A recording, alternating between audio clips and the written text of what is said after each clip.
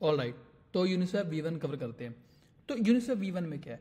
Uniswap V1 में आपके तीन मेन कंपोनेंट, तीन मेन पार्ट है। अच्छा, पहले तो ये समझो उन तीन जो मेन तीन कॉन्ट्रैक्ट्स आपके रहते हैं। एक रहता है आपका, यहाँ दिख रहा टेक्निकल, ये दिख रहा है नीचे, फैक्ट्री एक्सचेंज, एंड एक होता है आपका जो मेन ERC-20 का कॉन्ट्रैक्ट होता है वो वाला, ठीक है। अब फैक्ट्री कॉन्ट्रैक्ट क्या होते हैं? मैं यहाँ पे को लेके चलता हूँ फैक्ट्री कॉन्ट्रैक्ट। फैक्ट्री कॉन्ट्रैक्ट क्या होते हैं? जो एक्चुअल में आपके जो पेयर्स आ रहे हैं, फॉर एग्जांपल, अच्छा मैं अपना यहाँ से करता हूँ कॉपी से, यहाँ लेके जाता हूँ, नॉट इनिशियलाइज फैक्ट्री, इसको मैं करता हूँ कट, इसको ऐसे, हाँ, तो ओके फाइन। तो ये आगे हमारे ये, अरे यार स्टॉप वेट, अब ठीक है। तो जो हमारे फैक्ट्री कॉन्ट्रैक्ट होते हैं वो क्या होते हैं? वो डिप्लॉय करते हैं आपके एक्सचेंज कॉन्ट्रैक्ट को डिप्लॉय, यानी कि उस एक्सचेंज कॉन्ट्रैक्ट को बनाते हैं वो। और वो एक्सचेंज कॉन्ट्रैक्ट को कैसे बनाते हैं? यानी कि फैक्ट्री कॉन्ट्रैक्ट किस चीज को लेता है? वो लेता है टोकन पेयर को, टोकन पेयर को लेता है, और उस टोकन पेयर के कॉरस्पॉन्डिंग, तो देखो फैक्ट्री कॉन्ट्रैक्ट क्या लिया? टोकन पेयर लिया, और इस टोकन पेयर को एक पर्टिकुलर एड्रेस को वो असाइन कर देगा।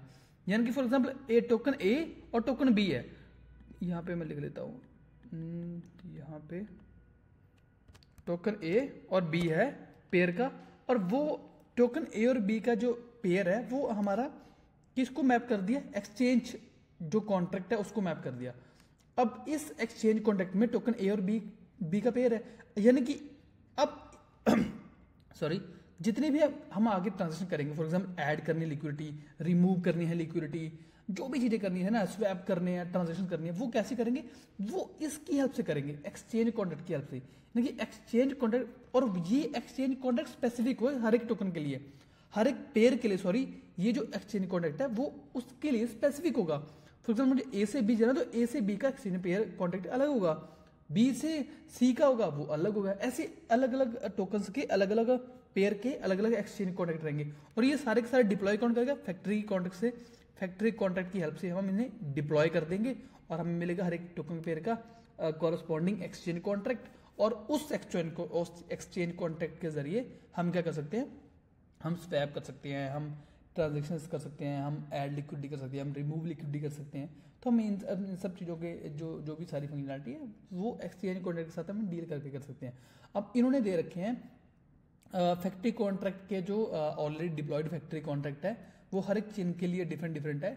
तो अगर मैं आपको यहाँ लेके चलूँ, आई थिंक इन्होंने दे रखे तो थे एड्रेसेस वाला सेक्शन, ओवरव्यू पे जाऊँ,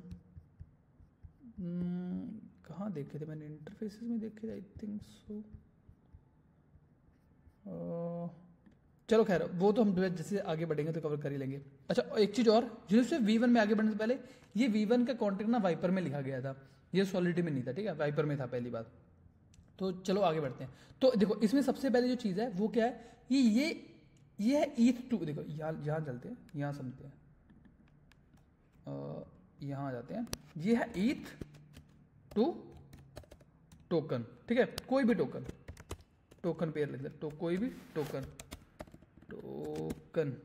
ETH से टोकन है ये, यानी कि आप ETH डालो, ये token A B B Y X Z कोई भी टोकन वापस ले लो, ठीक है, पहली चीज समझ में गई। दूसरी चीज, token A B V C कुछ भी डालो और आप ETH ले जाओ, यानी कि ETH के कॉरस्पॉन्डिंग पेयर है, सारे के सारे पेयर ETH के कॉरस्पॉन्डिंग है। तो अगर आपको टोकन टू टोकन ट्रांसफर करना, अगर आपको टोकन टू टोकन करना है तो आपको किसके थ्रू जाना पड़ेगा? अगर आपको टोकन करना है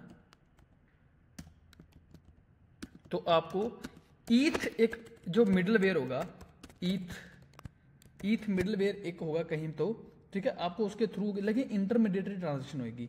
तो जब भी देखो हर एक टोकन पे, अगर तो आप ETH से टोकन A जा रहे हो, फॉर एग्जांपल ETH से टोकन A जा रहे हो, ठीक है, तो आपकी फी लगेगी, ठीक है, आपकी कुछ फी लगेगी, वो फिर 0.3 मान लेते हैं हम, 0.3 लग रही है, ठीक है। फिर आप क्या कर रहे हो? फिर अगर यहीं आ जाता हूँ, फिर आप ETH से कोई टोकन B जा रहे हो, ठीक है, टोकन B जा रहे हो, और उसकी 0.3 लगेगी फीस, ठीक है, समझ गए आप। अगर आप टोकन ए से टोकन बी जा रहे हो,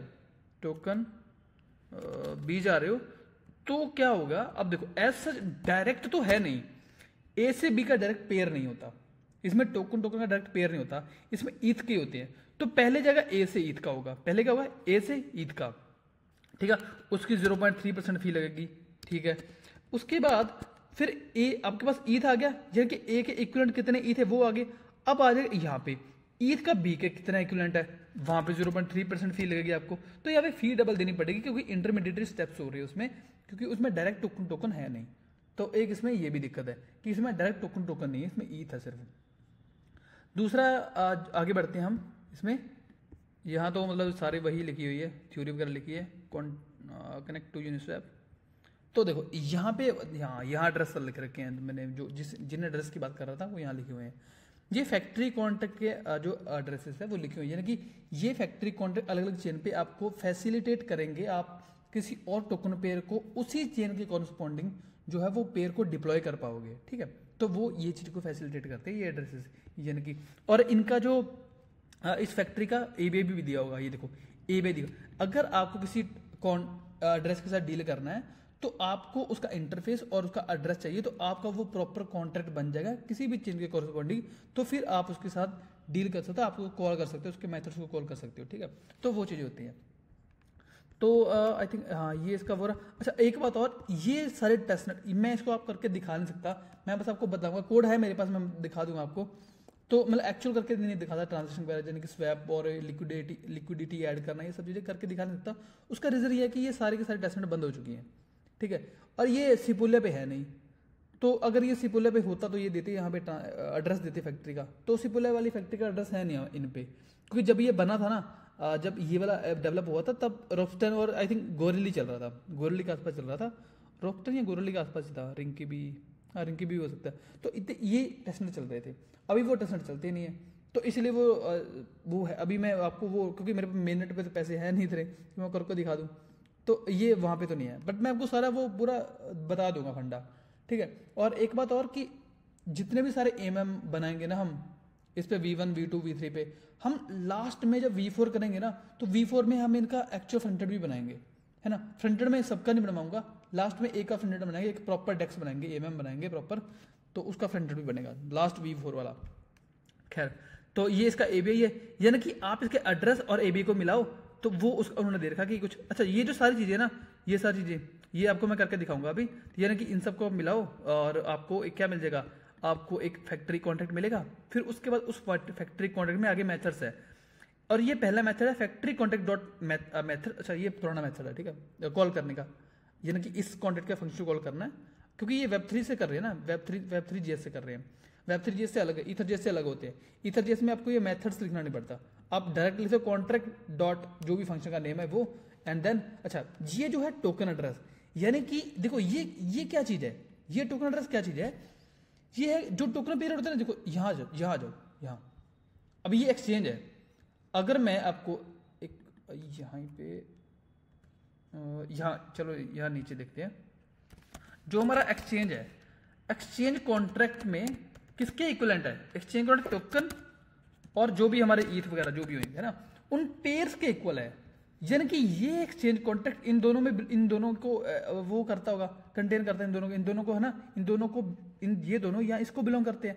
तो मैं चेक कर सकता हूं कि अगर फॉर एग्जांपल मेरे पास टोकन ए का, यहाँ पे अगर टोकन ए की बात करूं मैं, टोकन ए का अगर मेरे पे एड्रेस है तो मैं यहाँ पे फैक्ट्री में चेक कर सकता हूँ, फैक्ट्री डॉट गेट एक्सचेंज, यानी कि मैं एक्सचेंज कॉन्ट्रैक्ट चेक कर रहा हूं उसमें कि है कि नहीं इस टोकन एड्रेस का क्या एक्सचेंज कॉन्ट्रैक्ट बना हुआ है फैक्ट्री में।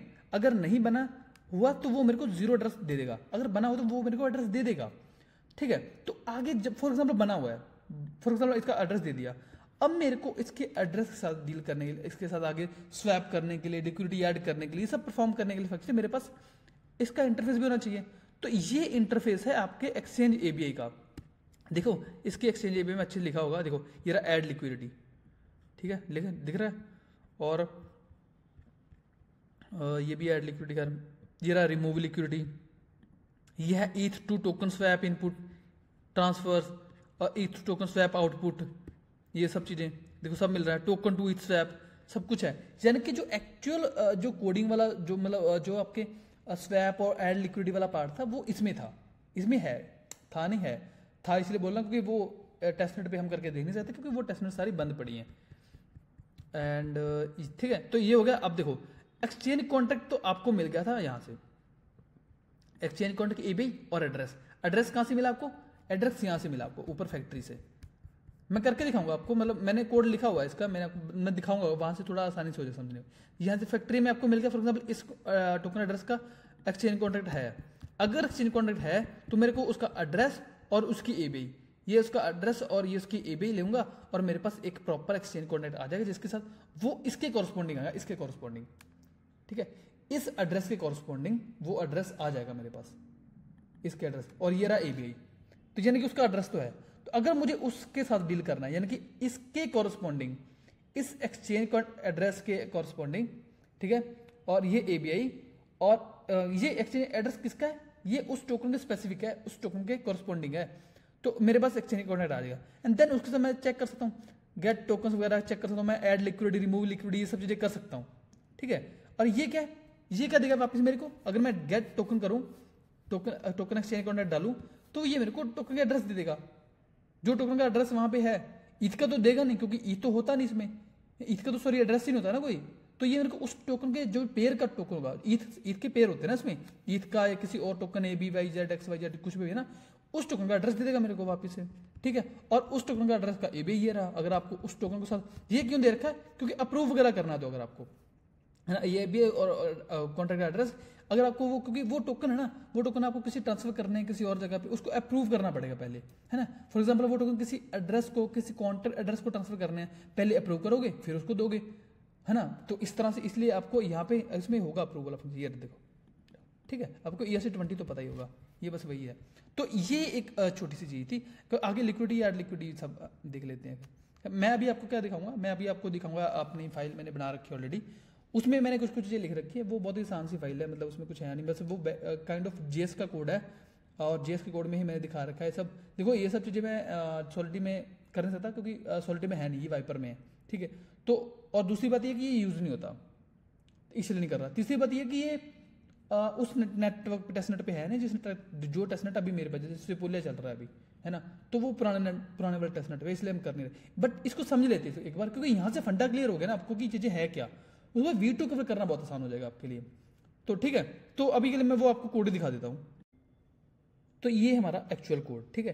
तो इस एक्चुअल कोड में देखो क्या है, मैं ऑब्वियसली मैं बताऊंगा कि ये टेस्टनेट ये वाले चल नहीं रहे, तो हम मिनट पे करेंगे। मिनट का कोई भी आरपीसी उठा लो और ये सिंपल npm मिनट करा मैंने और कुछ नहीं है। और एक पैकेज डॉट जेएस में एक ईथर जेएस या web3js जो भी आपको अच्छी लगे वो यूज कर लो। एंड उसके बाद ये जो है और वो क्या है, ये सिंपल कनेक्ट कर रहा हूँ, ये कि इस आरपीसी से कनेक्ट कर रहा हूँ कि मुझे प्रोवाइडर चाहिए ये वाला, बेसिकली बस मुझे प्रोवाइडर चाहिए था ये वाला, ठीक है। तो ये बस वो है, मतलब कोड को तो कुछ भी है, मैंने कुछ भी लग रखा है यहाँ पे, जो मेन काम है उस पर ध्यान दो, ठीक है। ये फैक्ट्री का एबीआई और ये एक्सचेंज का एबीआई, ये कहाँ से मिला? ये यहाँ से इस फाइल में पड़े हुए हैं दोनों के एबीआई, आपको पता चल गया ये दोनों एबीआई पड़े हुए हैं। अब देखो मेरे पास ये भी भूल जाओ, इसको भूल जाओ अभी, मैं थिंक थोड़ा बड़ा कर लूँ, ज़्यादा ही बड़ा होगा, ठीक सर, इतना भी ठीक है आई थिंक। तो ये है मेरा स्टेबल कॉइन, ये डाई स्टेबल कॉइन का एड्रेस है, एक्चुअल एड्रेस जो मेननेट पे पड़ा हुआ है। क्या बोल रहा हूं मैं? डाई स्टेबल कॉइन का एक्चुअल एड्रेस है जो मेननेट पे पड़ा हुआ है। मैं मेननेट को रिक्वेस्ट कर सकता हूं, कैसे? मेननेट को मैं कैसे रिक्वेस्ट कर सकता हूं? देखो, मेननेट को रिक्वेस्ट करने के लिए मेरे को प्राइवेट की जरूरत नहीं पड़ती, यानी कि मेरे पैसे नहीं लग रहे वहां पे। अगर मेरे को सिर्फ रीड करना है डेटा तो मेरे पैसे नहीं लगेंगे, इसलिए मेरे को देखा होगा आपने कहीं भी कोई प्राइवेट की नहीं यूज करी है हमने, ठीक है, पहली बार। तो ये हमारा फैक्ट्री कॉन्ट्रैक्ट जो कि मेन नेट पे डिप्लॉयड है। अगर अब मैं यहां जाऊं, आपको ये रहा, ये फैक्ट्री कॉन्ट्रैक्ट जो मेन नेट पे डिप्लॉयड है, तो मेरे को फैक्ट्री कॉन्ट्रैक्ट चाहिए। अब मेरे को फैक्ट्री कॉन्ट्रैक्ट का एड्रेस मिल गया, एबीआई है। अब मेरे को इंस्टेंस चाहिए उसका, तो इस तरह से कुछ ईथर कॉन्ट्रैक्ट फैक्ट्री का एड्रेस, यानी कि एड्रेस, एबीआई और ये प्रोवाइडर जो ऊपर हमने दिया और लिखा हुआ मेननेट का प्रोवाइडर, ठीक है। ये तीनों मेरे पास आ गए, तो मेरे पास इंस्टेंस आ गया है फैक्ट्री कॉन्ट्रैक्ट का। अब ये फैक्ट्री कॉन्ट्रैक्ट में आगे मेथड्स होते हैं, आगे उनको कॉल कर सकते हैं। तो पहले मैं चेक करूंगा कि इसका, यानी कि इस ये जो स्टेबल एक कॉइन है, ठीक है, कॉइन है, कोई भी पेयर का कॉइन होगा, जैसे ईथ और स्टेबल, ये DS stable, DS DAI stable, इनका पेयर होगा। तो मैं चेक कर रहा हूँ कि इसका एड्रेस डाल के कि यहाँ पे गेट एक्सचेंज, कि अगर इसका एड्रेस हुआ, अगर इसका कोई, अगर इसका ऑलरेडी पेयर वो कॉन्ट्रैक्ट हुआ उस फैक्ट्री में, तो ये मेरे को यहाँ पे दिख जाएगा एक्सचेंज कॉन्ट्रैक्ट में, ठीक है। तो अगर मैं यहाँ देखूँ, where is exchange contract, I think exchange address ये रहा, है ना। तो मैंने यहाँ पे कंसोल लॉग करवा रखा है, ठीक है, एक्सचेंज, ये एक्सचेंज एड्रेस को, कि यानी कि अगर हुआ तो वो मेरे को यहाँ पे दिख जाए, ठीक है। एंड उसके बाद उसमें कितने नंबर ऑफ टोकन है, अब ये नंबर ऑफ टोकन क्या है आपको पता होना चाहिए। ये टोकन होते हैं get tokens, wait, okay, so okay, तो कहाँ दे हम, ठीक है याद है। तो गेट टोकन, सॉरी गेट, मैंने पहली बार शायद कुछ और बोल दिया था। तो गेट टोकन में क्या है कि हम इसका एक्सचेंज एड्रेस डालेंगे। अब ये एक्सचेंज एड्रेस किसके कॉरस्पॉन्डिंग है, ये डाई स्टेबल के कॉरस्पॉन्डिंग है। तो जब मैं यहां से गेट टोकन करूंगा इस एक्सचेंज कॉन्ट्रैक्ट में से, तो ये मेरे को इसका ही एड्रेस वापस दे देगा, इसका एड्रेस मेरे को यहाँ मिल जाएगा वापस, ठीक है। और इसको मैं यहाँ पे टोकन एड्रेस को यहाँ से मैं कंसोल करवा के देख लूंगा, ठीक है। एंड उसके बाद टोकन काउंट, अब ये टोकन काउंट क्या है, यानी कि इसमें कितने नंबर ऑफ एक्सचेंज है, यानी कि कितने नंबर ऑफ पेयर हैं यहाँ पे, कितने नंबर ऑफ पेयर का मतलब कितने नंबर ऑफ एक्सचेंज कॉन्ट्रैक्ट बने हुए हैं इस फैक्ट्री में, इस फैक्ट्री कॉन्ट्रैक्ट में कितने नंबर ऑफ पेयर बने हुए हैं टोकन्स के, डिफरेंट डिफरेंट टोकन्स के, ईथ का इससे, ईथ का उससे, ईथ का उससे, इस तरह से ना, कितने नंबर ऑफ बने हुए हैं। या दो टोकन के भी बन सकते हैं, नॉट दो टोकन के नहीं बन सकते, इसमें ये V1 है, ठीक है। तो इस तरह से बहुत सारे नंबर्स ऑफ इसमें बने हुएंगे। तो बाकी सब चीजें क्या है, हाँ, तो एक्सचेंज कॉन्ट्रैक्ट में कॉन्ट्रैक्ट ये है, आ गया हमारे पास एक्सचेंज कॉन्ट्रैक्ट का इंटरफेस, किसका आ गया, एक्सचेंज कॉन्ट्रैक्ट का इंटरफेस आ चुका मेरे पास। तो अगर देखो, अगर मेरे को स्वैप करवाना है, या अगर मेरे, अच्छा स्वैप करने से पहले क्या होता है, ये दिख रहा है क्या, get eth to token input price, यानी कि अगर मैं स्वैप करने जाऊं, जो अगर मैं एक्चुअल स्वैप करूं, अगर ये है उस चेक करने के लिए कि अगर मैं वन ईथ डालूं तो मेरे को कितना जो टोकन है वो मिलेंगे, यानी कितने जो मेरे को ये वाले टोकन है डाई स्टेबल कॉइन है, ये मुझे कितने मिलेंगे, ये उसका है कि अगर मैंने एक ईथ डाला तो कितने डाई टोकन मुझे मिलेंगे, वो प्राइस में आ जाएगा, ठीक है। टोकन ऑफ 1 ईथ इंटू प्राइस, ठीक है, यहां पे मैं उसको प्राइस में ले सकता हूं। अगर मैं इसको रन करके चेक करूं, नोड इंडेक्स जीएस का रन करूं, अगर मैं, ये मिनट पे होगा, इसको मैं कट कर दूं, टाइम ले रहा थोड़ा सा, हो गया, कुछ गलती हो गई, fail to detect the network, restart the shape of the URL, I think मेरा ये वाला आरपीसी मैंने बंद है, आई थिंक मैंने इन्फ्यूरा बंद कर दिया अपना, दोबारा चालू करना पड़ेगा, जस्ट वेट। ये देखो मैंने ना यहाँ पे बंद कर रखा था, अपने इन्फ्यूरा का मेन नेट बंद कर रखा था मैंने, यहाँ से चालू करता हूँ दोबारा से, इसे सेव करता हूँ, एंड आई थिंक मेरे को व्यू यूआर, ये मेन नेट का उठाना, वैसे तो मेरा सेम ही यूआरएल तो सेम ही है, बट फिर भी उठा के दोबारा पेस्ट करने में क्या जा रहा है, ठीक है, पेस्ट सेम ही था, वो मैंने बंद कर रखा था, पता नहीं क्यों कर रहा था।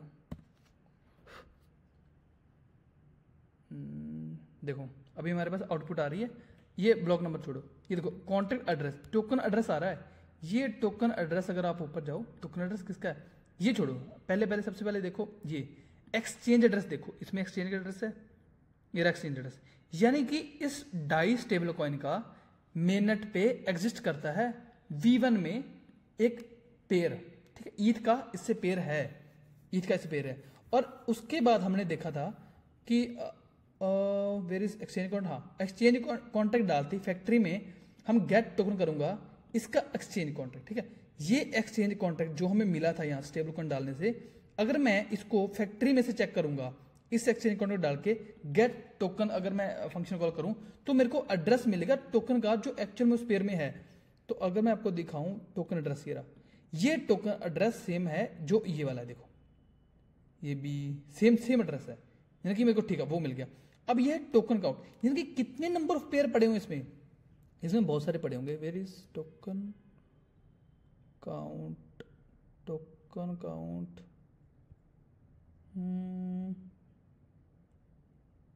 Number of token with exchanges number of, ये रहा, ठीक है। 4000 कुछ पड़े हुए, यानी कि बहुत सारे बंदों ने ट्राई करा, जैसे मैंने ट्राई कर रहा हूँ, बहुत सारे बंदों ने ऐसे ट्राई करा होगा।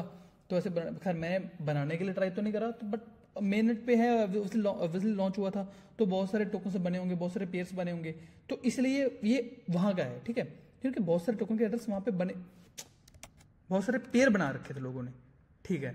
उसके बाद है कि हमने चेक करा था कि एक ईथ अगर मैं डालूंगा तो मुझे कितने इनपुट टोकन वापस मिलेंगे। देखो ये सारे मेथड्स हैं जी, आप एबीआई चेक करोगे ना उसका, ठीक है, आपको उसमें मिल जाएंगे, बहुत सारे मेथड्स हैं।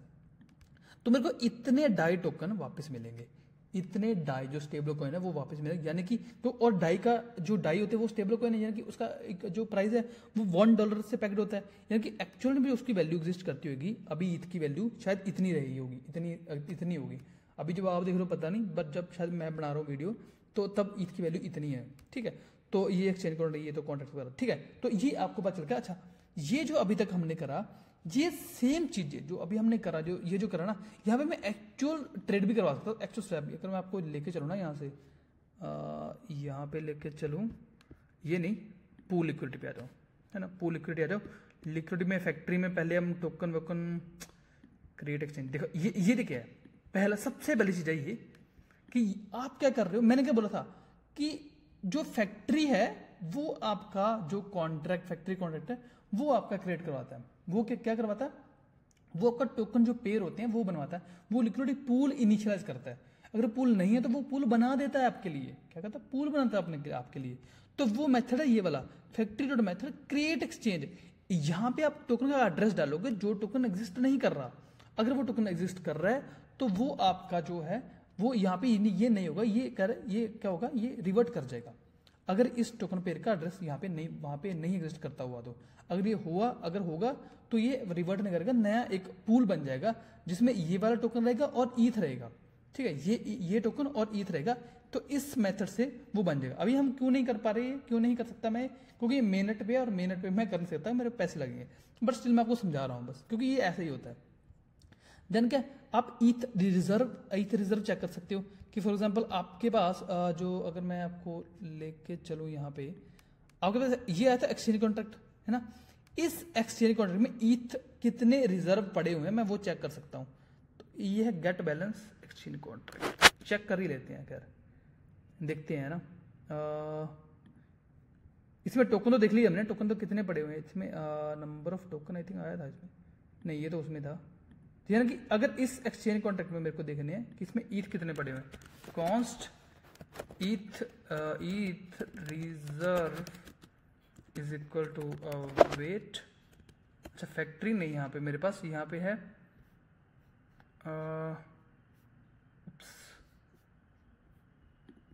यहाँ पे है हमारे पास गेट बैलेंस, और ये गेट बैलेंस है ईथर्स web3.eth गेट बैलेंस। अच्छा यही पेश करके देख लेते हैं, हालांकि web3 वाला काम करेगा क्या यहाँ पे, मे भी कर जाए। तो ईथ रिजर्व चेक करके देखते हैं इसमें चलता है। वैसे आई थिंक ईथ web3 वाला मैंने इंपोर्ट भी नहीं करा होगा, ईथर से करना पड़ेगा ये रुको। खैर ये तो इसी से हमने कर लिया, web3 से कर लेते हैं। तो web3 मैंने इंपोर्ट कर लिया, मैंने ऑलरेडी इसमें web3 इंस्टॉल कर रखा है, अभी web3 इंस्टॉल कर लो। तो web3 इंस्टॉल करने के बाद आपको web3 में जो ये W बड़ा है, ये W छोटा है, ठीक है, W कैपिटल, ये कैपिटल W, ये स्मॉल W है। तो न्यू कीवर्ड से हम नया इंस्टेंस क्रिएट करेंगे web3 का, और इसमें RPC पास कर देंगे, तो हमारे पास ये आ जाएगा। तो इसमें क्या, हमें इसमें web3.eth गेट बैलेंस, इसमें हम कॉन्टैक्ट एड्रेस डालेंगे, यानी कि वो देगा मेरे को ईथ रिजर्व, उसमें ईथ रिजर्व कितना है, ठीक है, उस स्पेसिफिक टोकन एड्रेस के पेयर में कितना ईथ रिजर्व है। तो ये डाई के लिए कर रहा हूँ, तो मैं डाई में दिखाएगा मेरे को डाई में कितना ईथ रिजर्व है। देखो कम है ज़्यादा नहीं है। क्यों है कम, क्योंकि ऑब्वियसली अगर पुराना है तो शायद किसी के जो पहले वाले पैसे पड़े वहीं पे पड़े हैं, आगे किसी ने यूज़ नहीं करा मेन नेट पे। अभी लोग V3 V4 वाला यूज़ करते हैं, V2 वाला यूज़ भी करते हैं, तो ठीक है, इसलिए अभी कम दिखा रहा है। तो ये हो गया। एंड अच्छा इसमें देखो ये दिख रहा है रिमूव लिक्विडिटी और ऐड लिक्विडिटी भी आई थिंक होगा इसमें यार।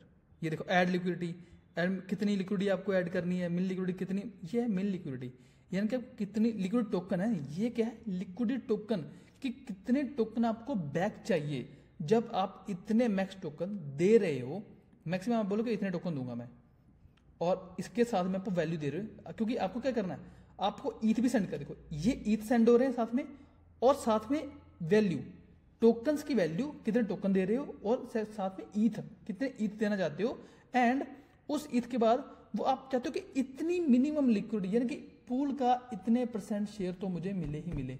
अगर वो नहीं मिलता है तो आप इनमें से कोई भी ट्रांजेक्शन वो रिवर्ट होती है, या चाहे इससे भी नंबर ज्यादा बढ़ते हैं घटते हैं कुछ भी होता है तो आपकी ट्रांजेक्शन रिवर्ट कर जाएगी।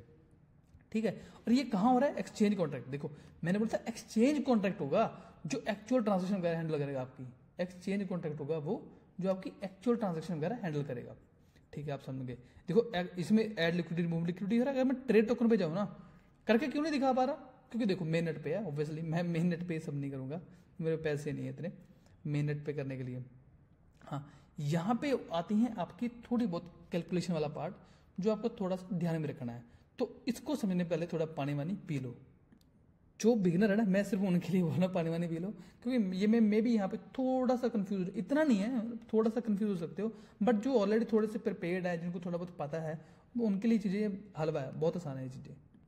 वहाँ आगे बढ़ने से पहले ना, पहले यहाँ आ जाओ, यहाँ देख लो कि हो क्या रहा है एक्चुअल में। देखो यहाँ पे अगर आपको लेके चलूँ, हाँ okay, eth to token transfer input and eth to token swap out. ठीक है, ये फॉर एग्जाम्पल यहाँ चलो, है ना, फॉर एग्जाम्पल है ना, ये एक मेथड है जो आपको कॉल करना, जो स्वैप एक्सचेंज कॉन्ट्रैक्ट में ही कॉल कर सकते हो, ईथ टू टोकन स्वैप आउट। यानी कि ये एक ऐसा फंक्शन है, ठीक है, जहां पे मे बी आपको क्या है, ये आपको ईथ देने हैं, ठीक है, और आपको टोकन वापिस से मिलेंगे, टोकन वापिस से मिलेंगे। एंड आपको क्या करना है कि आपको देखो आउटपुट में लिखा है क्या लिखा हुआ, ये आउट में ये यूएन टाइप का आउट है, यूएन टाइप का आउट, यानी कि कितने नंबर ऑफ टोकन्स जो उस पेयर के आपको वापस मिलेंगे जब आप ईथ अमाउंट उसमें ट्रांसफर करोगे। एंड उसके लिए आप इनपुट्स में डाल सकते हो, उसमें दे सकते हो कि यार मिनिमम तो मेरे को इतने टोकन चाहिए, और नॉट ये, आई थिंक ये वाला, सॉरी ये वाला, ये है ई टू टोकन ट्रांसफर इनपुट, ये है आउटपुट, ये अलग है, ये अलग है, बट ठीक है, इसे समझो क्या है, आप ई डाल रहे हो, ठीक है, आप ई डाला कि कितने आउटपुट, ये आउटपुट में कितने टोकन वापस मिलेगा उस पेयर के, आपको समझ गए। और आप चाहते हो मिनिमम तो मुझे इतने मिले यार, मिनिमम मैं चाहता हूँ कि मिनिमम वो टोकन पेयर के जब मैं ई डालूँ तो इतने मिले। डेडलाइन ये है कि यार कि इसके अंदर अंदर वो ट्रांजेक्शन एग्जीक्यूट हो जाए, या नहीं होती तो वो रिवर्ट कर जाए। और ये है रिसिपेंट का एड्रेस, यानी कि इसको मैं देना चाहता हूँ, ये वाला टोकन अगर आप खुद को देना चाहते हैं तो वो आपका एड्रेस होगा, जब ऑब्वियसली जब स्वैप करते हैं तो वो आपका खुद के एड्रेस में वापस आते हैं। ठीक है, तो आप यहाँ पे स्पेसिफाई करोगे कि यार मिनिमम मुझे इतने टोकन चाहिए वापस, जब मैं ईथ दे रहा हूँ, एक्स अमाउंट ऑफ ईथ दे रहा हूँ, तो वाई अमाउंट ऑफ मिन टोकन तो मेरे को चाहिए। ठीक है, तो कुछ इस तरह से ट्रेड होते हैं। तो वो ट्रेड भी 2-3 तरह के होते हैं। देखो मैं आपको वहीं लेके चलूंगा जहां पे छोड़ा था, यहीं आ जाओ। यहां पे ना देखो 3-4 सिनेरियो हैं। पहला तो ये समझो कि यहाँ पे सेल एंड बाय का भी कोई सीन होता है, यानी कि एक होता है सेल वाला कि आप सेल कर रहे हो, एक होता है बाय वाला कि आप बाय करना चाहते हो। और सेल एंड बाय भी दोनों के आगे 2 और सिनेरियो है। सेल एंड बाय में देखो, सेल एंड बाय में दोनों में एक चीज है कि आप सेल कर रहे हो ईथ से ERC20 में, या ERC20 में 20 से ईथ में, या बाय में भी आप ERC20 से ईथ में कर रहे हो, या बाय में भी आप ईथ से ERC20 में कर रहे हो। बट दोनों में एक चीज और है, वो है एक और चीज, वो है ERC20 टू ERC20। अगर आप ERC20 टू ERC20 कर रहे हो तो उसमें भी 2 चीजें हैं, सेम सेल और सेम बाय। बट दोनों में डिफरेंस क्या आ गया, अब हमारे पास 2 चीजें हो रही हैं। अब ERC20 टू ERC20 कहाँ चला गया, हाँ देखा, ये ERC20 टू ERC20 कैलकुलेशन है। पहले फॉर एग्जांपल मुझे A से B जाना है, तो पहले टोकन A से ईथ जाएगा, फिर उस जो जितना भी ईथ आया इसका, वो ईथ बी में कन्वर्ट होगा, और वो फिर B अमाउंट उस बंदे को जाएगी वापस। ठीक है, वैसे ही यहाँ पे होता है, बस थोड़ा सा जो ऑर्डर है वो अलग होता है। समझेंगे अभी पूरा समझेंगे ये क्या होता है, ये समझना जरूरी है। इंप्लीमेंट करके तो खैर क्या दिखाऊं मैं, कितने बार बोलूँ वो चीज़ है ना, बट वो इसका पूरा फ्लो समझेंगे कि ये कैलकुलेट कैसे होता है, ये सब चीज़ें क्या है, ये मतलब है ना, वो सारी चीज़ें देख लेंगे एक बार। कोई यहाँ से एक बार चीज़ें क्लियर होगी ना आपको, फिर V2 में हम एक्चुअली इंप्लीमेंट करके देखेंगे सब कुछ, क्योंकि वो सीपोलिया पे है। तो V2 में हम ये सारी चीज़ें देखेंगे। खैर, तो यहाँ पे आ जाओ। फॉर एग्जाम्पल, अब सबसे पहले समझो सेलिंग का क्या मतलब होता है ना। Amount bought sell order, not ये वाला, ओके हाँ, अमाउंट बॉट सेल ऑर्डर। तो जब आप सेल ऑर्डर लगाते हो तो आप क्या करते हो, आप बोलते हो, जहाँ पे लिखा हुआ है exact input the amount output bought output is calculated. तो आप ना क्या करते हो, आप एग्जैक्टली, फॉर एग्जाम्पल आप ईथ सेल कर रहे हो ES20 से, तो आप ईथ तो एग्जैक्ट लिख दो कि यार मैं एक्स अमाउंट ऑफ ईथ दे रहा हूँ।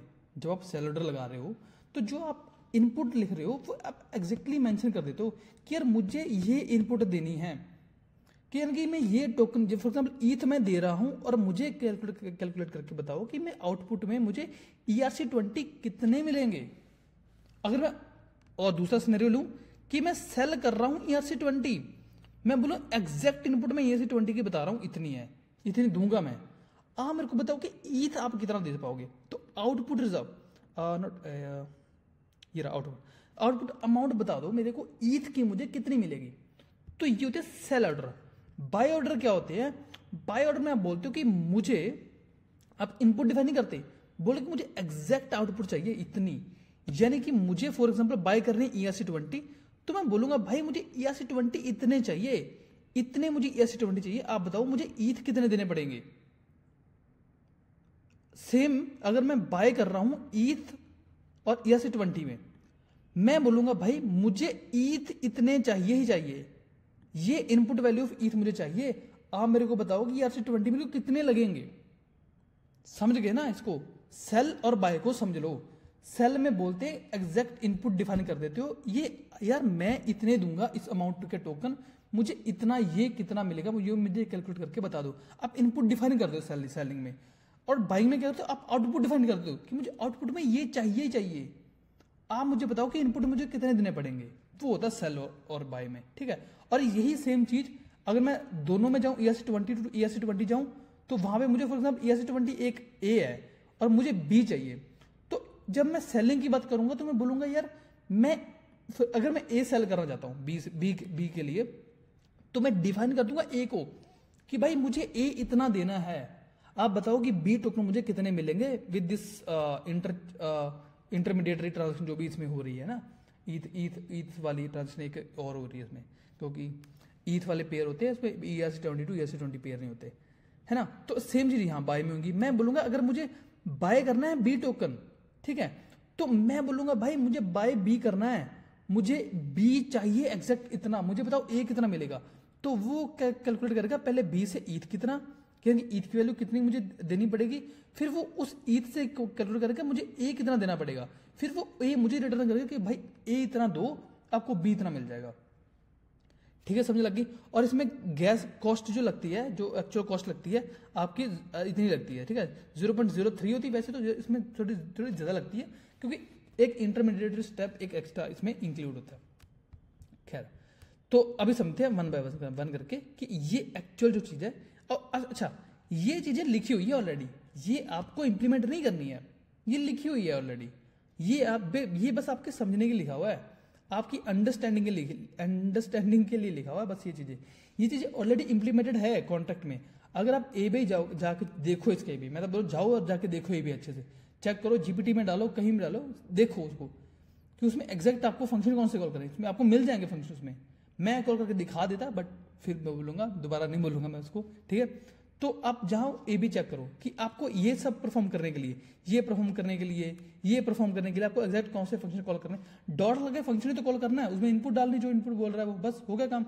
ये सब चीजें बिहाइंड द सीन आपके लिए हो रही है, बट हम इसको समझेंगे क्योंकि हमें तो चीजें बनानी, हमें तो कस्टम भी बनाना पड़ सकता है, तो उसके लिए हमें पता होना चाहिए। खैर, ठीक है, तो आगे से चलते हैं। इसको मैं एक दो चीजें समझाऊंगा, बाकी आपको खुद से करना पड़ेगा, ठीक है, खुद से करना पड़ेगा, खुद से सीखना पड़ेगा। मैं एक दो चीजें समझा दूंगा इसमें कि कैसे होती है, बाकी वाइस वर्सा वाली गेम है, समझ रहे हो ना, इतना कुछ है नहीं, बाकी समझो। चलो, तो फॉर एग्जाम्पल मैं सेल करना चाहता हूँ, मैं सेलिंग ऑर्डर है तो मैं ईथ सेल करना चाहता हूँ, ERC20 मुझे चाहिए, कोई पेयर है उसमें मैं ईथ सेल करना चाहता हूँ, मुझे ERC20 में उसको पेयर का वापस चाहिए, ठीक है। तो जब मैं ईथ सेल करूँ तो मैं ईथ की इनपुट डिफाइन करूंगा, तो यूजर इनपुट ईथ वैल्यू, यानी कि मैं ईथ की वैल्यू अभी से डिफाइन करता हूँ कि मुझे इतना ईथ देना आपको, ठीक है, और आप मुझे कैलकुलेट करके बता दो कि मुझे कितने ERC20 मिलेंगे वापस, ठीक है। तो मैं पूल में चेक करूंगा कि इनपुट रिजर्व कितना है, इनपुट रिजर्व हमेशा किसका होगा, इनपुट किसकी होगी, जो इनपुट मैं देना चाहता हूं, ये जो इनपुट मुझे चाहिए। तो इस केस में मेरे पास इनपुट रिजर्व क्या है, जो इनपुट मैं देना चाहता हूं वो है ईथ में, यानी कि मैं ईथ का वैल्यू चेक करूंगा, यानी कि ये जो हमने चेक करा था कि उस एक्सचेंज कॉन्ट्रैक्ट में टोटल कितने ईथ पड़े हुए हैं वो मुझे बता दो, वो आएगा ईथ रिजर्व में, वो टोटल इनपुट ईथ रिजर्व। ठीक है, अब बताओ आउटपुट रिजर्व, यानी कि जो टोकन मुझे चाहिए वो आउटपुट में आएगा, जो इनपुट में क्या आएगा, इनपुट रिजर्व में कौन आएगा, इनपुट रिजर्व चेंज हो सकता है, यहां पे इनपुट रिजर्व और कुछ है, यहां पे और कुछ है। इनपुट हमेशा वो होगा जो मुझे देना है, आउटपुट वो होगा जो मुझे चाहिए। समझ गए ना उस चीज को, कि इनपुट हमेशा वो जो मुझे दे रहा हूं। ठीक है, तो दे क्या रहा हूं मैं, ईथ दे रहा हूं, तो मैं ईथ चेक कर लिया कितने ईथ है, अमाउंट है इसमें कॉन्ट्रैक्ट में। अब इसी कॉन्ट्रैक्ट में मैं क्या करूंगा, बैलेंस ऑफ टोकन कॉन्ट्रैक्ट कहां से आएगा, टोकन ये जो मुझे क्या, यहां से मुझे क्या मिलेगा, क्या मिलेगा मुझे यहां से मुझे क्या मिलेगा। अगर मैं बताऊं आपको, अगर आपको आई थिंक आप पीछे शायद यहां से आपको मिल जाएगा, आप ना टोकन भी फेच कर सकते हो। यानी कि देखो ये किसका है, ये जो आया है ये किसी का एड्रेस में शुरू में डाला था ना, किसी का एड्रेस, किसी टोकन का एड्रेस डाला था मैंने, डाई यूएसडी स्टेबल कॉइन, याद है। मैं आपको लेके चलता हूं, ये रहा, ये मैं टोकन एड्रेस डाला था। ठीक है, तो जैसे मैंने टोकन एड्रेस डाला और मेरे पास उसका एबीआई भी है, इसमें एबीआई भी है, उसका टोकन एबीआई और एड्रेस दोनों मिलकर मेरे पास क्या बनेगा, टोकन का कॉन्ट्रैक्ट बनेगा। तो ये है वो टोकन का कॉन्ट्रैक्ट। उसमें मेथड है बैलेंस ऑफ। बैलेंस ऑफ किसका, यानी कि इस कॉन्ट्रैक्ट के पास इस टोकन के कितने अमाउंट है, समझ गए, कि इस टोकन के इस कॉन्ट्रैक्ट के पास कितनी अमाउंट है, बैलेंस कितना है, तो वो आ जाएगा आउटपुट रिजर्व में। इसे बोल जाओ, ये दूसरे सिनेरियो के लिए है। ठीक है, यहां आ जाओ सीधा। अब आउटपुट रिजर्व मुझे अमाउंट कैलकुलेट करना है कि इनपुट में इतना दूंगा तो आउटपुट मुझे कितना मिलेगा, कितना आउटपुट मुझे मिलेगा। अब देखो न्यूमिनेटर और डिनोमिनेटर दो हैं, मुझे बस आउटपुट अमाउंट चाहिए, मुझे बस इससे मतलब, अभी ये भी भूल जाओ। अब न्यूमिनेटर में ऊपर क्या आएगा, ऊपर आएगा मेरा इनपुट अमाउंट, कितना इनपुट। देखो बहुत सिंपल सी मैथ है, मैं बस धीरे धीरे इसलिए समझा रहा हूँ कि जो बिगिनर बंदे देखते हैं ना, मुझे बस उनके लिए होता है कि यार उनको समझ में आ जाए, नहीं तो जो थोड़े अच्छे लेवल के बंदे, थोड़े से अच्छे लेवल के नहीं बोल सकते, जिन्होंने कर रखा है उसके लिए चीजें आसान होती है। खैर, तो इनपुट अमाउंट में यहां पे डालूंगा कि कितना इनपुट मैं दे रहा हूं, तो मैं इनपुट ईथ में दे रहा हूं। ठीक है, आउटपुट रिजर्व, अच्छा आउटपुट जो मुझे आएगा वो कितना आएगा, ये क्या चीज है अभी समझाता हूं। आउटपुट रिजर्व तो ये रहा, ठीक है, कि मुझे नॉट, ये रहा आउटपुट रिजर्व अभी हमारे उसके लिए। ठीक है, वो रहा ये रहा। ठीक है, ये टोकन, मुझे टोकन वापस चाहिए ना, टोकन ऊपर रख रहे हैं, इसीलिए टोकन ऊपर रखे हैं, इसके कॉरस्पॉन्डिंग मुझे इतने टोकन चाहिए, और ये जो टोकन चाहिए मुझे इतने % चाहिए। ये क्या है, ये 0.3% कट के है, ये 0.03% जो कट के है, क्योंकि इसीलिए मैं नीचे देखो, नीचे जो इनपुट रिजर्व है, इनपुट रिजर्व जो ये वाला, इसमें मैंने टोटल मल्टीप्लाई करा हुआ है 1000 से, ये इसमें 3% गायब है, यानी कि ये जो है इसमें 0.3% कट करा गया, हमने कट कर लिया है। ये एक मेथड से कट करने का मेथड है, किसी और मेथड से भी कट कर सकते हो, बस फिट बैठना चाहिए। ये मेथड थोड़ा ज्यादा रिलेवेंट है, इसीलिए ये मेथड यूज कर रखा है इन्होंने। ठीक है, तो ये इससे मल्टीप्लाई करने का मतलब है कि ये इसका 0.3% कट कर चुके हैं यहां से आप तो बोलोगे मल्टीप्लाई हो रहा, नीचे डिवाइड भी तो हो रहा है, ये डिनोमिनेटर में आ रहा है ना, यहाँ पे डिनोमिनेटर में आएगा यहाँ पे, तो इतने से मल्टीप्लाई नीचे इसमें इसको भी कर रहा हूं मैं, ये तो डिवाइड भी हो रहा है, तो यानी कि इसका टोटल इसका मुझे कितना मिल रहा है, 0.3% कट हो रहा है, इसमें 0.3% कट हो रहा है। और यहाँ पे इनपुट में मैं डाल भी रहा हूँ, इनपुट में भी कर रहा हूँ मैं, जो इनपुट अमाउंट है मेरी, मैं ईथ में डाल रहा हूँ ना, इनपुट अमाउंट में इधर ईथ में डाल रहा हूँ, तो मुझे इनपुट अमाउंट पे भी वो चीज क्या करनी पड़ेगी, इनपुट अमाउंट पे। फॉर एग्जाम्पल मैंने शुरू में कैलकुलेट किया था, हमने यहाँ पे जा लो, कैलकुलेट करा था हमने, कहाँ करा था, ये यहाँ पे 1 आया था, 1 ईथ फॉर एग्जाम्पल हम सेंड कर रहे हैं, 1 ईथ सेंड कर रहे हैं, 0.3% काटे तो इतना आ रहा था, है ना। तो वैसे ही ये देखो, यहाँ पे मैं इससे मल्टीप्लाई करने का मतलब भी सेम ही है, कि यानी कि मैं 0.3% कट कर रहा हूँ वहां से, है ना, 0.3% कट कर रहा हूँ, और ये न्यूमिनेटर पे बन गया और ये डिनोमिनेटर आ गया। ऊपर मैंने ये टोटल मेरे को क्या देगा, अगर मैं दोनों को डिवाइड कर दूं तो मुझे मिल जाएगा टोटल आउटपुट टोकन मुझे कितने चाहिए, टोटल आउटपुट टोकन मेरे को कितना चाहिए। ये सिंपल सी कैलकुलेशन है यार, ये आप कहीं से भी कर लो, चाहे जीपीटी वगैरह कर लो, कहीं से भी आपको समझ आ जाएगी, इसमें कोई बहुत हार्ड एंड फास्ट तो कुछ है नहीं। एंड अगर मैं यहाँ पे देखूँ, तो यहाँ पे सेल देखो, यहाँ पे जो सेलिंग का है, फॉर एग्जाम्पल मैं ईथ नहीं इस टाइम में सेल करना चाहता हूँ मेरे ERC20, और मैं ईथ जो है वो मेरा मैं चाहता हूँ कि मुझे वापस मिले, तो यहाँ पे यूजर इनपुट में क्या दूंगा, इनपुट देखो फॉर्मूला सेम रहेगा, ये चीजें चेंज हो जाएगी। इस चीज में क्या, इनपुट अमाउंट में क्या है, इनपुट अमाउंट में इस बार मेरे पास क्या है, इस बार मेरे पास टोकन है, तो इनपुट रिजर्व में मेरे पास टोकन ही होंगे, ठीक है। ये देखो इनपुट रिजर्व में टोकन है, और आउटपुट रिजर्व में मेरे पास क्या रहेगा, आउटपुट रिजर्व मेरे पास ईथ के बैलेंस रहेंगे। एंड सेम फॉर्मूला दोनों के लिए। एंड बाइंग ऑर्डर में भी सेम ही है, बाइंग ऑर्डर में भी सेम है, कुछ फर्क नहीं है, एक चीज फर्क है बस, वो रहा, ये रहा, बस एक चीज, यही चीज फर्क है, डिफरेंस यही है। आपको न्यूमिनेटर मिल रहा है और डिनोमिनेटर, आपको यहां पे ना देखो, ये +1 का भी मैं फंडा समझाता हूं, ये समझ लेते, अच्छे समझ लेते कि बाय ऑर्डर है क्या। देखो अच्छा, ये फॉर्मूले पता बन कहां से रहे हैं, ये फॉर्मूले बन कहां से रहे हैं, ये जो फॉर्मूले बन रहे हैं ये बन रहे हैं आपके कांस्टेंट प्रोडक्ट फॉर्मूला से। जो हमारा कांस्टेंट प्रोडक्ट फॉर्मूला हमने यूज करा ना, ये फॉर्मूले वहां से डेराइव हो रहे हैं, ठीक है। तो ये आपको थोड़ी सी अंडरस्टैंडिंग के लिए कि आप भी मतलब ऐसा कुछ हार्ड एंड फास्ट फॉर्मूला नहीं है, बट इसको आपको जैसा भी लगता है ये उन्होंने इंप्लीमेंट कर रखा है, आप भी इंप्लीमेंट कर सकते हो अपने हिसाब से। इसमें कुछ चेंजेस वगैरह करने हो, जो आप कस्टम MM बनाएंगे तब हम देखेंगे, ठीक है। इन सब चीज़ों को देखो, यहाँ पे हम प्लस कर रहे थे, जो डिनोमिनेटर में वैल्यूज है वो हम प्लस कर रहे थे, यानी कि एग्जैक्ट आउटपुट निकाल रहे थे कितना टोकन मिलेगा, तो उसके लिए यहाँ पे वो चीज़ें प्लस होती हैं, ठीक है। नीचे वो प्लस होता है हमारा जो input reserve and input amount, जो अमाउंट हम देना चाहते हैं वो प्लस हो जाती है हमारे रिजर्व में, जो रिजर्व ऑलरेडी है उसमें वो चीज़ प्लस हो जाएगी, एंड देन डिनोमिनेटर बनेगा हमारा। तो इससे क्या होगा, जो हमारी ओवरऑल आउटपुट की वैल्यू अमाउंट है वो कम हो जाएगी, वो कम होके आएगी, ठीक है। वो एग्जैक्टली जो हमें वो देना चाहते हो हम, अगर ये माइनस कर दूंगा इसमें से, तो ये डिनोमिनेटर छोटा हो जाएगा, तो ये वैल्यू बढ़ जाएगी ना, तो हमें अनफेयरली ज्यादा वैल्यू मिलेगी, है ना। तो वो चाहते नहीं वो मिले हमें, तो इसीलिए वो यहाँ पे वैसे अनफेयर तो वो कर रहे हैं, प्रोटोकॉल वाले कर रहे हैं, खैर। तो ये प्लस होगी, बट आउटपुट के केस में ये माइनस होगी, क्योंकि डिनोमिनेटर को मैं क्या कर रहा हूं, डिनोमिनेटर को छोटा कर रहा हूं कि मुझे, क्योंकि और ये चीज जैसे बढ़ेगी ना, क्योंकि ये मुझे देनी है उनको, तो वो चाहते हैं कि वो चीज ज्यादा ही आए, नॉट चाहते हैं कि फॉर्मूला ऐसा, ठीक है। तो ये आउटपुट रिजर्व में से माइनस हो जाएगी, हमारी वैल्यू माइनस होगी। और ये चीजें क्यों है, ये मेंटेन करने के लिए मैंने बोला 0.3% फी कटती है, ये 0.3% फी जाएगी आपके जो आउटपुट, नॉट आउटपुट सॉरी, हाँ जो आप आउटपुट दे रहे हो ना, सॉरी जो इनपुट उसमें दे रहे हो, जो आप चाहते हो कि एग्जैक्टली मुझे इतने ही टोकन चाहिए और इनपुट में इतना देना चाहता हूँ, इनपुट में इतने टोकन देना चाहता हूँ, तो जो इनपुट टोकन में देना चाहते हो उसमें फी कट चुकी है, ये फी कटेगी उसमें से, ठीक है। ये 3% फी है वो बैलेंस हो रही है।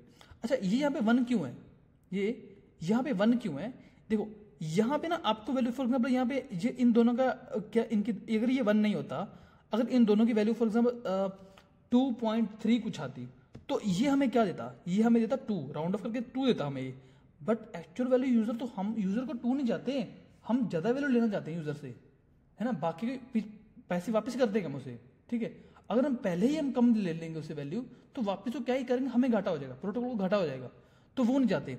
तो इसलिए फॉर एग्जाम्पल अगर 2.3 वैल्यू आती है तो 1 करके उसे 3 कर देंगे, ठीक है। 1 करके 3 कैसे हो जाएगी, तो 3.3 होगी, तो इसका मतलब अब 3 हो गया, तो अब 3 टोकन है वो हम वापस लेंगे उसे, बोलेंगे 3 टोकन तुझे चाहिए, 3 टोकन लेंगे, जितने उसमें से यूज करेंगे बाकी उसे वापस कर देंगे। ये चीजें भी ऑलरेडी लिखी हुई है ऑलरेडी, ठीक है, मिल जाएंगे आपको। तो ये हो रहा है आउटपुट में और बाइंग में, और ये सेलिंग में हो रहा है, ठीक है। ये बाइंग सेलिंग का था, और यहाँ ये आप पढ़ोगे, इसमें कुछ नहीं है, पता है। मैं एक चीज बता देता हूँ, ए से ईथ जाने में, फॉर एग्जाम्पल आपको टोकन ए से, आपको टोकन ए सेल करना है, आपने टोकन ए को डिफाइन कर दिया कि मैं टोकन ए इतने सेल करना चाहता हूं, और मुझे बताओ कि मुझे टोकन बी कितने मिलेंगे। तो आप सबसे पहले क्या होगा, आपकी वैल्यू कैलकुलेट होगी ईथ में, ए की वैल्यू ईथ में कैलकुलेट होगी, समझ गए। तो ये देगा मोड के आउटपुट में ए, तो वो वाला आउटपुट में ए यहां यूज होगा। अब यहां पे ईथ से मुझे बी कैलकुलेट करना है, ठीक है, ई से मुझे क्या करना, बी कैलकुलेट करना। अब इनपुट ऑफ बी मैं क्या लिखूंगा, मैं लिखूंगा output of A, output of A में मैं लिखूंगा इनपुट ऑफ बी के इक्वल, ठीक है, इनपुट ऑफ बी के इक्वल आउटपुट ए, यानी कि इसका आउटपुट इसकी इनपुट बन जाएगा, और ये आगे कैलकुलेट करेगा इसको लेके, ठीक है, इसको लेके आगे कैलकुलेट करेगा बी टोकन कितने। समझ गए आप इस चीज को, यार ये बहुत आसान है, ये भी आसान है और इसका वाइस वर्सा यहाँ पे भी है जो हमने ऊपर पढ़ा है, इसको माइनस हो रहा है यहाँ पे कुछ नहीं, बस वाइस वर्सा वाली गेम है। आपको एक बार एक चीज समझ में आ गई तो बाकी समझ में आ गई। अगर अभी भी समझ में आए तो जीपीटी वगैरह कर लो यार, इतने सारे टूल्स हैं। बस अब मैं जो आपको आइडिया दे रहा था मैंने आपको आइडिया दे दिया, आपको V1 का आइडिया लग गया। मैं करके दिखा देता, मैं दोबारा बोल रहा हूँ बट ये मैं पॉसिबल नहीं है, मेन नेट पे है। बट V3 सॉरी V2 का अच्छे से करेंगे, V2 का करेंगे, इसके बाद V2 का है तो V2 अच्छे से करेंगे। बट उसके लिए तो V1 हमारा कंप्लीट होगा। अच्छा V1 में आप प्रोज एंड कॉन देख लेते हैं।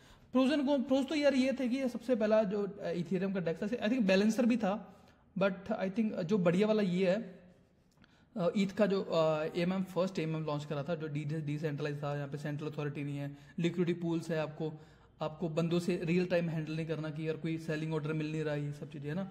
तो ये सारी चीजें थी इसमें।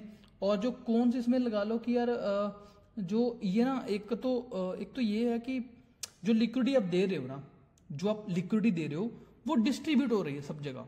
क्या हो रहा है, जो लिक्विडिटी आप दे रहे हो वो सब जगह डिस्ट्रीब्यूट हो रही है। अब आपकी लिक्विडिटी अच्छे से एफिशिएंटली यूज ही नहीं हो रही। मे बी कोई ट्रेडर आ रहा है वो एक जगह पे ज्यादा ट्रेड कर रहा है ना, तो आपकी लिक्विडिटी हर जगह बटी हुई है, तो वो वहां पे यूज नहीं हो रही जहां पे एक्चुअल ट्रेड हो रहे हैं। तो यहाँ पे लिक्विडिटी स्प्रेड हो रही थी, ठीक है, एक्चुअल लिक्विडिटी स्प्रेड हो रही थी हर जगह। एंड सेकंड चीज जो है वो है इसमें डबल फी डबल लग रही थी। डायरेक्ट टोकन टू टोकन जो है वो ट्रांसफर था नहीं इसमें, फी डबल लग रही है। तो ये एक बड़े दो मेन इशू थे इसमें, ठीक है। तो आगे V2 में क्या होगा वो हम V2 में देखेंगे। फिलहाल के लिए V1 हमारा यहाँ पे खत्म हो गया। अगर अभी भी समझ में नहीं आया तो जाओ जाके डॉक्स देखो, इनकी पढ़ो डॉक्स वगैरह। ये आई फ्रेम वगैरह इंटीग्रेशन वगैरह ये तो यार बच्चों वाली बातें हैं, ये तो फ्रंट एंड वगैरह में इंटीग्रेट करना कैसे करना वो सब चीजें हैं। ये भी वो कि उनका डायरेक्ट प्रोटोकॉल है सच, वो पूरा इंटरफेस ही पूरा वो कॉपी करके बाद डाल दो ना, वहाँ पे वो इंटीग्रेट कर दो, वो ये सब बता रहे हैं बस ऐसी वाली चीजें हैं। तो खैर तो हमारा V1 यहाँ पे खत्म होता है। प्रोजर को हमने देख लिए, हमने थोड़ा बहुत जितना पढ़ सकते थे हमने पढ़ लिया इसमें। एंड उसके बाद हम कवर करेंगे V2 एंड होप्स हो कि आपको V1 अच्छे समझ में आ गया होगा। फिर बोलूंगा नहीं समझ आया तो जीपीटी करो, देखो फॉर्मूलेस कैसे हैं, क्या आ रहा है क्या आ रहा है, क्यों लिख रहे हैं 1 क्यों लिखा, ये 1000 क्यों लिखा, 9997 क्यों लिखा, मतलब देखो थोड़ा सा है ना। तो मिलते हैं फिर नेक्स्ट सेक्शन में जो कि होगा V2 पे।